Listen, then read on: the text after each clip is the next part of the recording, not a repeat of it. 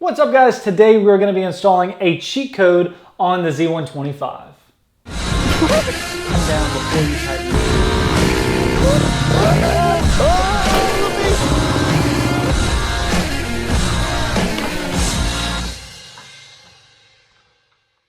Now by cheat code, I mean we are going to be replacing the stock intake system with the Dingerbuilt intake system.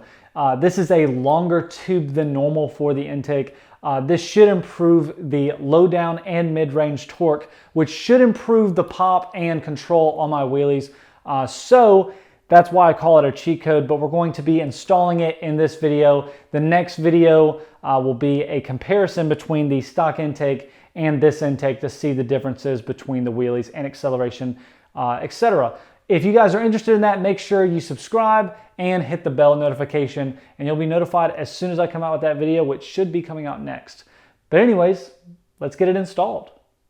So obviously the first step is going to be removing the stock intake system. For that, I'm going to go ahead and remove all the plastics that are covering it, just to make it easier for me to work and for you guys to see what I'm doing.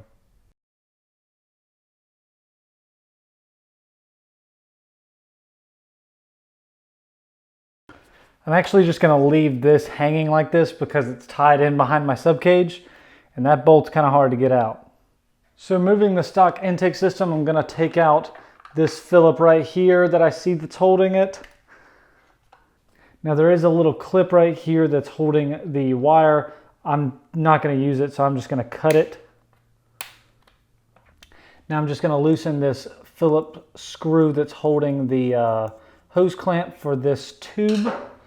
Then we're just going to try to pop it off if we can. So now I got this whole side pretty loose. Looks like there's something on this side that's still holding it. So I'm going to go ahead and take off this side plastic and look on this side as well.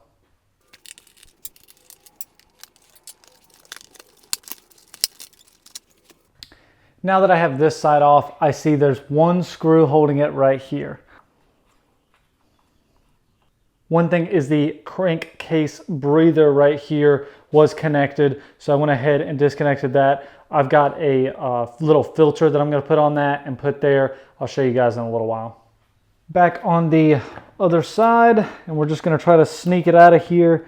It is a little bit of a tight fit, but it'll get out of there. Now there's another hose as you take it out. That hose should just come with it. You shouldn't need that anymore. All right guys, so the stock intake is all gone, so everything's ready to go. Now I do recommend putting a Phillips screw back in there just to kind of hold those cables up. You don't want them falling or anything like that.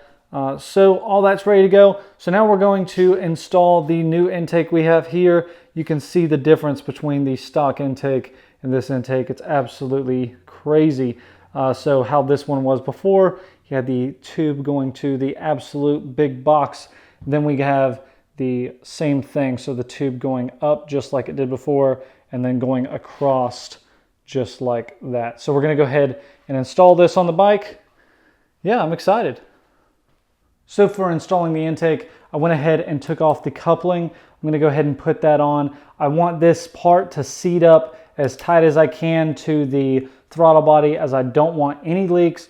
You don't want any leaks. Make sure that it seats up really nice. I recommend just going ahead and taking off this rubber boot, getting it all tightened up first on the throttle body, then put on the tubing.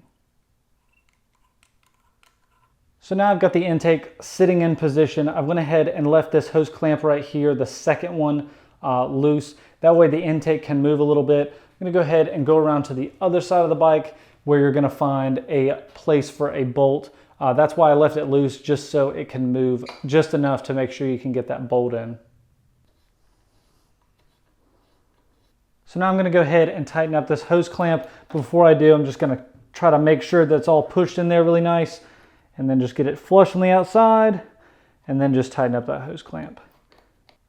So before you're done with this, I'd make sure the hose clamps are tight. Just go over them again.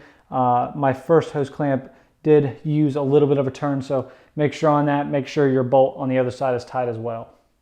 So before you get too excited, throw on your plastics and go for a ride. Do remember that you do have a crankcase breather right here that you need to deal with. So what I did is I bought a uni filter. It's a little small filter. I bought this off Man of the Box. Comes with a little hose clamp and everything. Now what I'm going to do is just take this and zip tie it, make sure the filter is pointed down as well, zip tie that up. Now the reason I want it to be upside down like this is because if water ever gets in this filter, I want the water to soak out if anything. Now if you had the filter straight up, there's a possibility that the water could go into the filter and then be pulled down into the engine once it goes through the filter. So I'm going to be putting it just like this, zip tying it somewhere, and it's going to be behind your plastics anyways. Now speaking of water getting inside your filters, you do have this filter right here that water could get inside of. I don't really know how K&N is with water getting inside, but I'm not taking any chances, so I bought this from Man of the Box. It is a pre-filter. It is basically a piece of black fabric that goes over your intake, covers it and makes it waterproof. That way no water can even get to the intake, but obviously the air can. So I'm going to be putting that on. I want to be better safe than sorry. All right, guys, got the fairings all put on. Everything's put together. Now, with where the stock intake was, you are going to lose those mounting brackets at the bottom. So I went ahead and bought this off Man in the Box. It's basically a little carbon fiber tube. Basically, it goes from the left side, goes to the right side, and ties them together. Basically makes it where it doesn't move as much. So I'm going to be installing that. Now, as for the intake, the pre-filter might have not been 100% necessary, as just the fairing kind of blocks a lot of that, water that could touch it. But personally, I'd rather it be there than not be there. Now, for the other side, I love this side. It's got the Dingerbilt logo right there. That is awesome. I love that. So couldn't be happier with it. If you guys are interested in getting an intake like this made, just hit up Dingerbilt. He's on Instagram. Look for the logo.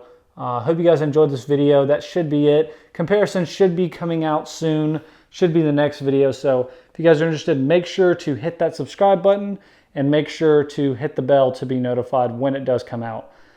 All right, guys. Later.